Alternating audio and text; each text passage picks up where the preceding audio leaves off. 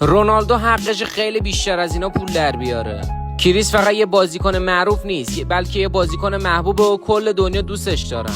اون وقتی اومد ایران و معلولیت فاطمه حمامی رو دید، حاضر شد 0% هزینه‌های درمان بیماری فاطمه رو بده. سال 2011 کفش طلای خودش رو به حراج گذاشت و پولش رو به مردم جنگ زده غزه کمک کرد. تو سال 2013 مبلغ 7 میلیارد تومان به افغان‌های قطع عضو کمک کرد. وقتی تو جام جهانی رونالدو و کشورش پرتغال به مراکش باختن، مراکشی‌ها کلی مسخرش کردن. اما وقتی که داخل مراکش زلزله شد، بلافاصله رونالدو استوری حمایتی گذاشت و حاضر شد هر مبلغی که نیازه به اونجا کمک کنه. وقتی که یه مادر از رونالدو خواهش کرد تا کفششو برای بیماری فرزندش ازش بگیره، رونالدو کفششو که داد، هیچ 5 میلیارد هم هزینه درمان اون کودکو داد. کریس 120 تا خیریه رو به صورت مادام العمر حمایت میکنه و اون حتی برای اینکه بتونه هر ماه خون اهدا کنه تتو نزده. حالا وقتی ازت پرسیدن چرا طرفدار رونالدویی، این ویدیو رو بهشون نشون بده.